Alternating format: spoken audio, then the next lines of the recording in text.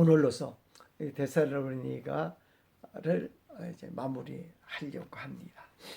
오늘 성경 본문은 데살로니가 교회의 이제 마지막 말을 바울이 남기는 모습을 보게 됩니다.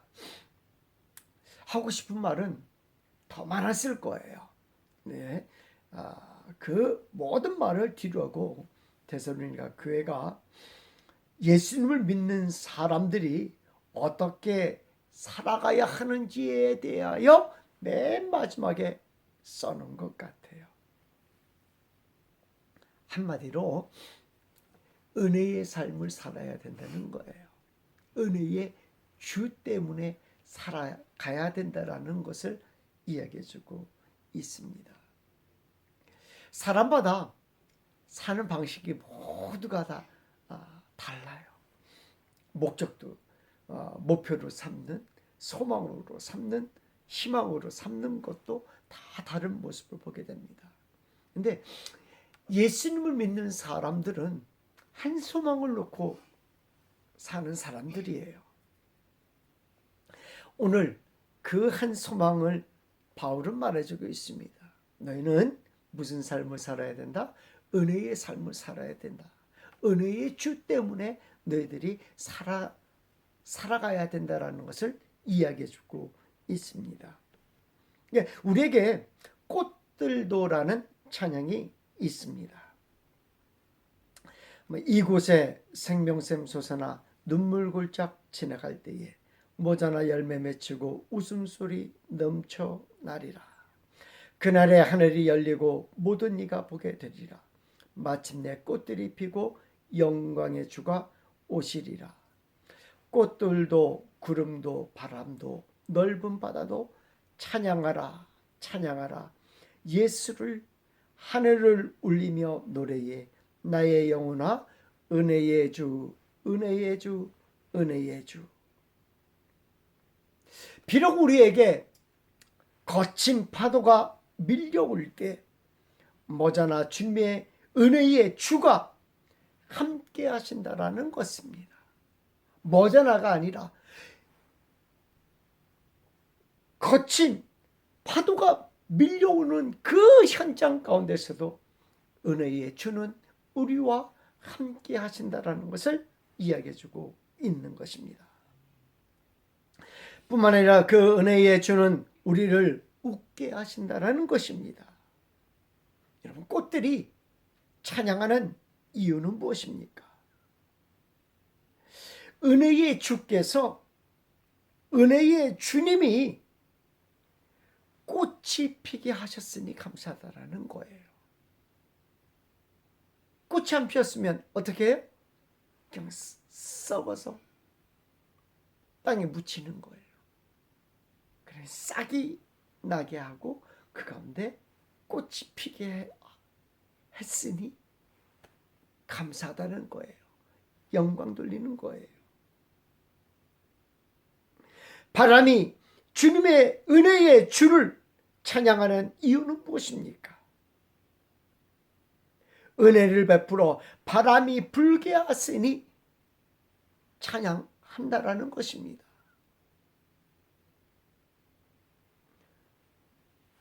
바람이 불지 않으면 바람은 소용이 있어요, 없어요? 없어요. 바람이 불 때에만 바람이 분다라고 시원하다 아니면 차갑다라고 시원하다 차갑다라고 이야기하는 것입니다. 바람이 불게 하신 은혜의 주께 그래서 감사하는 겁니다. 찬양 드리는 겁니다. 우리도 어떤 상황에도 은혜의 주를 찬양하는 성도들이 되시기를 축원드립니다. 데살로니가 교회가 자신들의 힘과 의지로 살아가려고 했던 것을 바울은 그렇게 살면 안 되고 이렇게 교회 중심의 신앙생활을 해야 되고 하나님의 말씀 중심의 신앙생활을 해야 되고 은혜의 주 중심으로 신앙생활을 해야 한다라는 것을 말해주고 있는 것입니다. 신앙생활의 중심은 교회 중심의 삶입니다. 우리나라의 초기 신학이 일본의 무교회주의의 영향을 받기도 했습니다. 일본의 무교회주의는 우치무라 신조의 기독교 사상에 영향을 받았습니다. 그는 일본적인 기독교를 만들려고 노력한 인물이기도 합니다. 형식주의를 타파하고 조직된 교회와 성직자 중심의 제도를 비판하여 오직 성경의 복음으로만 신앙을 유지하는 것으로 삼는 것입니다. 틀린 말은 아니에요. 우리가 복음이 어디에 있어요? 성경에만 있기 때문에 성경의 복음으로만 내 신앙을 유지한다는 것 굉장히 좋은 논리고 이론 같아요. 교회가 없이도, 교회의 제도가 없이도 참된 신앙이 가능하다라고 본 것입니다. 그런데 말입니다, 그 결과는 너무나 창피한 성적표를 냈습니다. 일본의 무교주의는 일본 전체가 신앙이 무너지는 결과를 낳게 돼요. 지금은 기독교가 전체 인구의 1에서 1.5% 미만밖에 되지 않습니다. 그거 아십니까? 복음이 우리나라보다 일본으로 훨씬 더 일찍 들어갔다는 거 아십니까?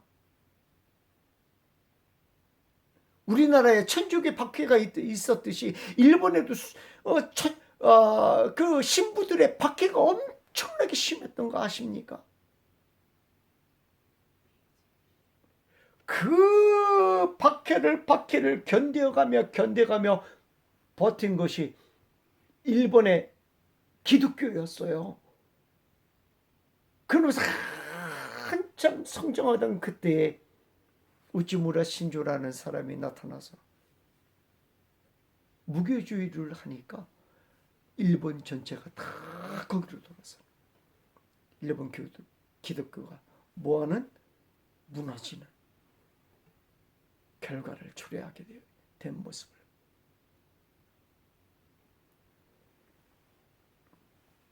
우리나라에서도 말입니다, 상당히 그를 따르는 자들이 있었습니다. 그리 많은 사람들이 추종하지는 않았지만 지금도 그 사람들을 추종하는 사람들이 있습니다. 지식인들 사이에 퍼지게 되었고 작게나마 영향을 주었던 것입니다. 지금도 소위 지식인들 사이와 교회의 젊은이들 사이에 무교회주의의 영향을 받아 교회 제도에 들어오는 것을 꺼려하는 경우도 있습니다. 선교 조직이 한때 교회를 꺼려하기도 했습니다. 이와 맞물려 젊은이들이 교회를 떠나는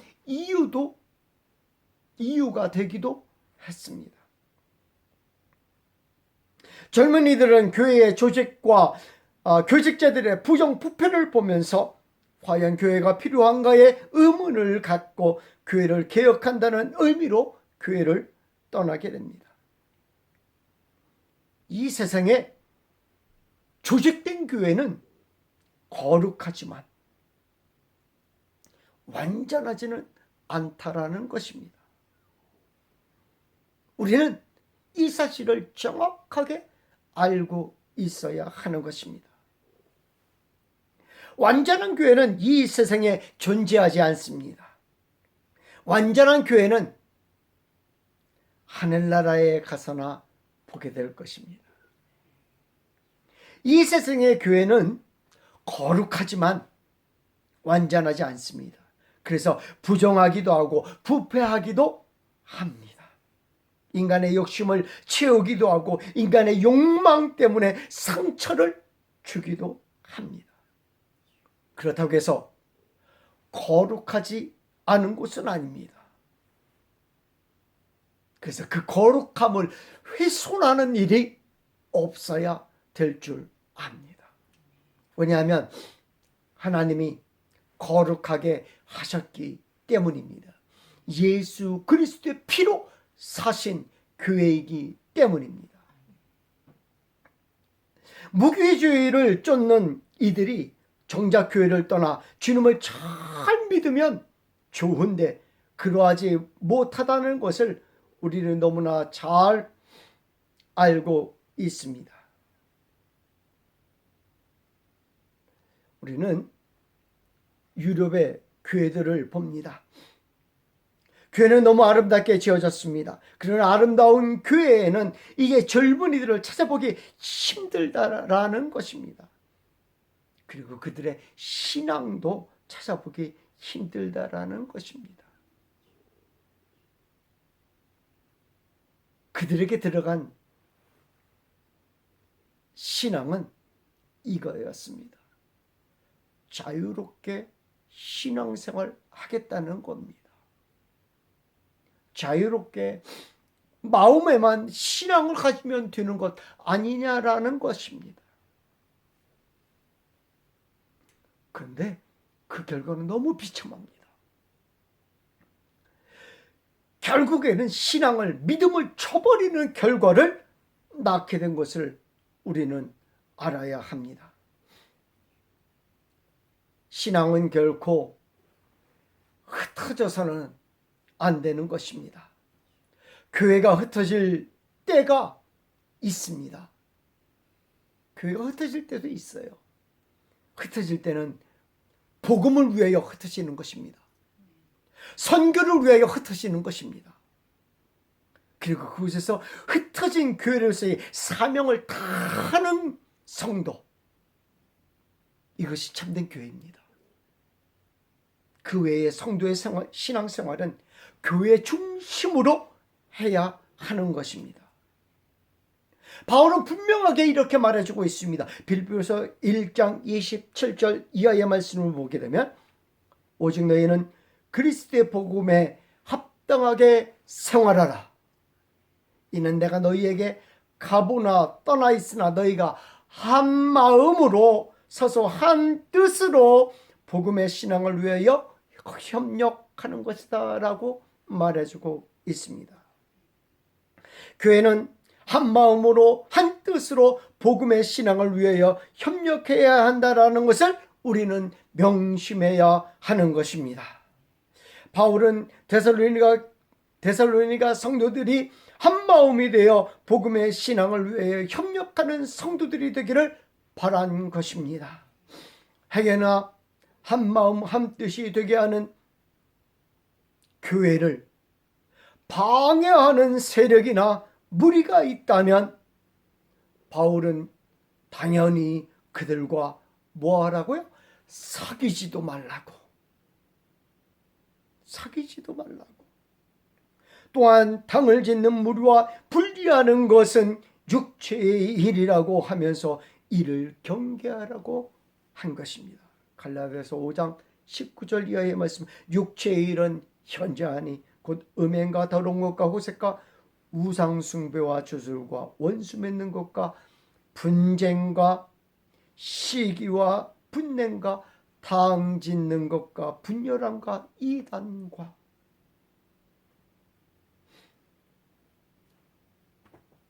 이러한 것들이 무엇이라고? 죄악이라고 분명하게 말하고 있는 것입니다. 왜 죄라고 이야기해 주고 있습니까? 하나님의 거룩함을 훼손하는 일이기 때문에 그래요. 하나님의 거룩함을 훼손하는 일이기 때문에. 교회를 깨끗하게 한다라는 의미보다 하나님의 거룩함을 훼손하는 의미가 더 크다라는 것을 우리는 잊지 말아야 합니다. 우리 가운데 이를 쉽게 생각하는 분들이 계십니다. 끼리끼리 마음이 맞는 분들과 함께하니 좋은 것이다 라고 생각하기도 합니다. 그러나 우리가 주의해야 합니다. 교회의 중심에 어떠한 것도 당을 짓거나 교회를 분리하는 행위는 안 된다라는 것을 알아야 합니다.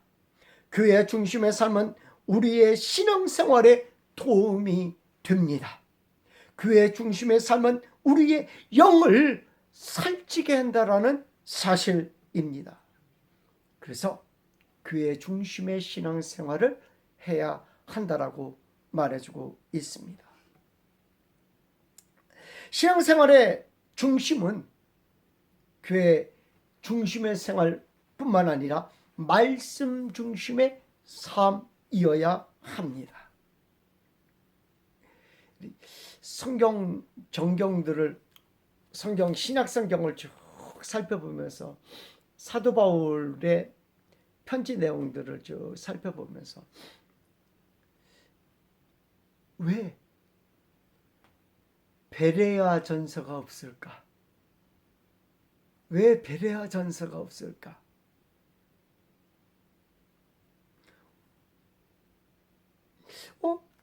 아무리 찾아도 베레아 전서가 없어요. 말씀을 연구하는 베레아 교인들은 흔들리지 않았다라는 거예요. 말씀을 가까이 하는 베레아 성도들은 흔들리지 않았다라는 거예요. 바울의 편지 가운데 베레아 교인들에게 편지를 쓴 흔적이 없습니다. 바울의 편지의 성격을 보면 교회의 문제점들 때문에 편지를 쓴 모습들을 봅니다. 고린도 교회에는 무엇 때문에 편지를 썼어요? 당파 때문에. 그 다음에 은사 때문에 편지를 썼어요. 큰 문제들은 그런 문제들이 있어요. 그렇다면 갈라디아서는 무엇 때문에 편지를 썼어요? 이방인들이 어떻게 구원받는지에 대해서. 이방인들이 어떻게 할례로 구원받지 않는다라는 것을 얘기하기 위해서 갈라디아서를 썼던 모습입니다. 성례를 행함으로 구원받는다가 아니라 예수 그리스도를 믿음으로 구원받는다라고 갈라디아서를 썼어요. 그렇다면 로마서는요? 로마서는 왜 썼습니까? 복음의 진수라고 하는 로마서는 말입니다. 당시에 유대인과 헬라인들의 알력 다툼 때문에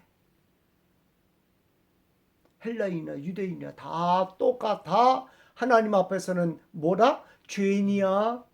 둘 다 뭐다? 구원받아야지 돼. 라는 의미로 쓴 것이 로마서인 줄 압니다. 그런데 베레아 교회에 대하여는 편지를 쓰지 않았습니다. 그만큼 그들이 신앙생활을 잘 하였기 때문이라고 생각을 합니다. 그만큼 성숙한 신앙생활을 하였기 때문이라고 생각이 되어집니다. 그들의 신앙생활의 기본은 말씀 중심이었기 때문입니다. 말씀 중심의 성도들은 말입니다. 흔들리지 않습니다.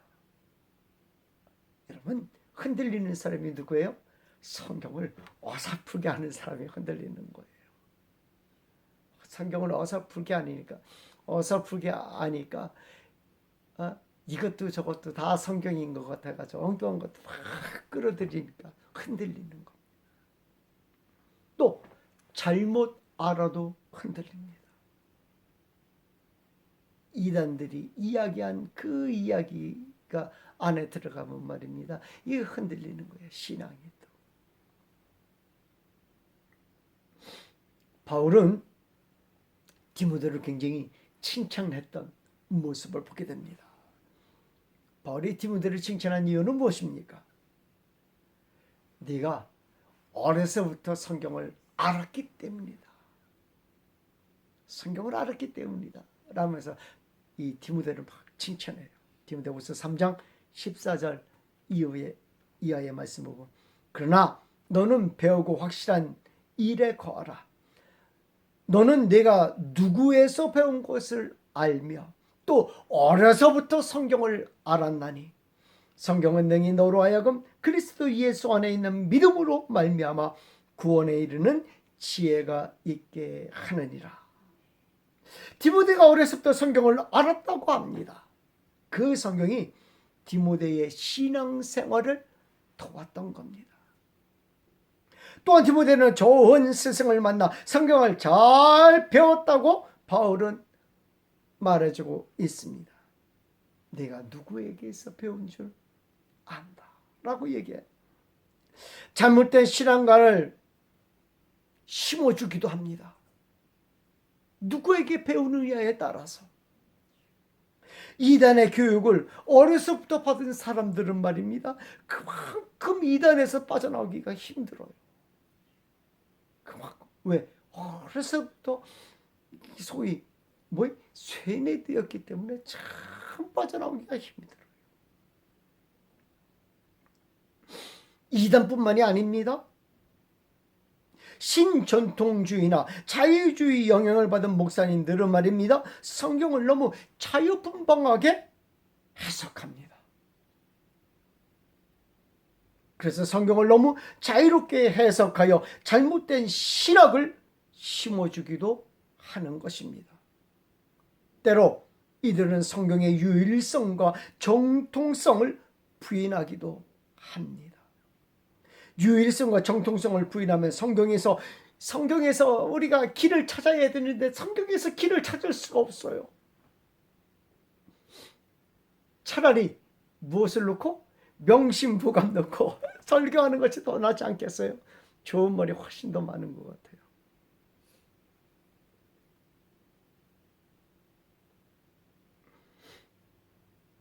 성경책은 도덕책으로 변질됩니다. 성경책은 생명을 살리는 책이 아니라 윤리책으로 변질되고 만다라는 것입니다.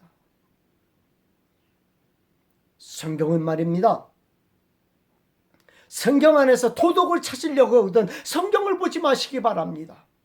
성경에서 윤리를 찾으려거든 성경을 보지 마시기 바랍니다. 성경은 도덕책도 아니고 윤리책도 아니고 생명을 살리는 책이요, 그 주제가 복음인 책입니다.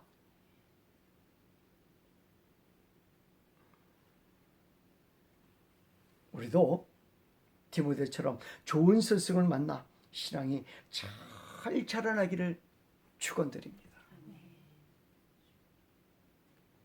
성경은 분명히 이렇게 밝히고 있습니다. 디모데후서 3장 16절 이하의 말씀은 모든 성경은 하나님의 감동으로 기록된 것으로 교훈과 책망과 바르게 함과 의로 교육하기에 유익하니 이는 하나님의 사람으로 온전하게 하며 모든 선한 일을 행할 능력을 갖추게 하려 함이라. 이 세상에 좋은 말이 참 많이 있습니다. 명심보감 하는데 한 번도 안 읽어봤지만 좋은 말이 많대요. 거기 그렇게. 우리나라 예전부터 좋은 글을 많이 읽는 것을 덕으로 삼았습니다. 사서삼경은 유교에서 경전으로 사용할 정도입니다.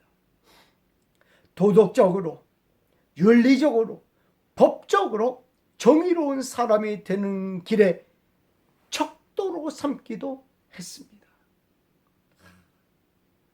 사서삼경이나 명심보감에 이런 것들 많이 읽으면 뭐가 되는 거예요? 내가 그 좋은 글에 무엇을 영향을 받아서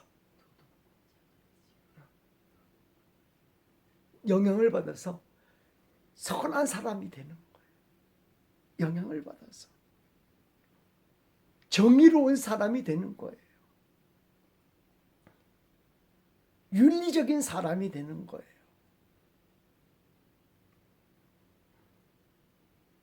그러나 성경은 생명을 살리는 유일의 말씀이요, 하나님의 사람으로 온전하게 할 유일한 책이라는 것입니다. 성경은 그 역사가 2000년에서 4000년 된 책이라고 합니다. 그러다 보니 시대적으로 사람들은 뭐라고 얘기해요? 고리타분한 책이다 라고 생각을 합니다. 지금은 최첨단의 시대를 살고 있는 시점에서 성경은 너무 옛 이야기에 불과하다라는 것입니다. 성경을 하나님의 고전으로 하나님의 고전으로 취급해 버립니다. 그러나 성경은 분명하게 말해주고 있습니다.